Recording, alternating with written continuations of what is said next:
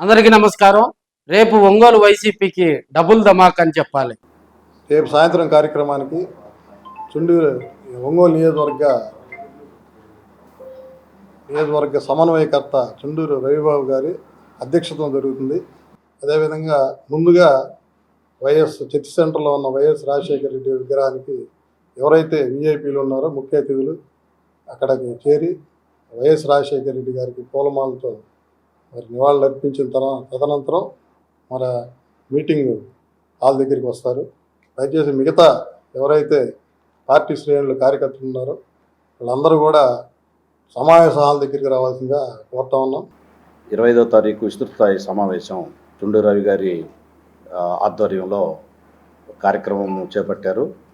Already అందరికీ గ్రామ అధ్యక్షులందరికీ ఫోన్లు చేశాను. వీలుంటే అందరూ మోటార్ సైకిల్ వేసుకొని రండి, ప్రతి ఒక్కరిని కదిలించుకొని ఈ సమావేశానికి తీసుకురావాలని.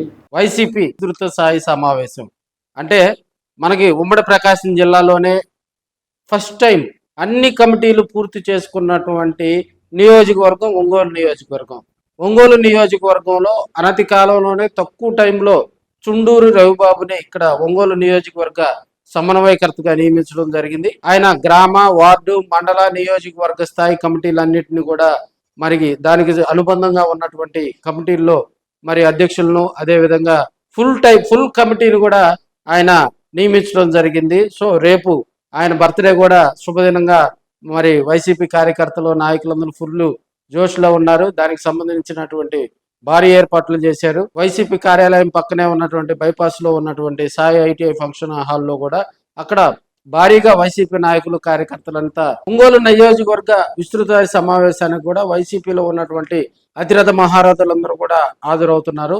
ఈ కార్యక్రమానికి సంబంధించి ఈ రోజు ప్రెస్ మీట్ లో ఒంగోలు నగర అధ్యక్షులు కటారి శంకర్ గారు, అదేవిధంగా ఒంగోలు రూరల్ మండల అధ్యక్షులు మన్నే శ్రీనివాసరావు గారు కూడా వివరించడం జరిగింది. భారీగా ఒంగోలు నియోజకవర్గ అటు కొత్తపట్నం మండలం కానీ, ఒంగోలు రూరల్ మండలం కానీ, ఒంగోలు నగరం నుంచి భారీగా 5,000కు పైగా కూడా కార్యకర్తలు నాయకులందరినీ ఒక చోటుకు చేర్చి మరి ఆత్మీయ సమావేశం అంటే విస్తృత స్థాయి వైసీపీ భవిష్యత్ కార్యాచరణ కూడా మరి ఆ కార్యక్రమంలో ప్రకటించనున్నట్లు సమాచారం తెలుస్తూ ఉంది.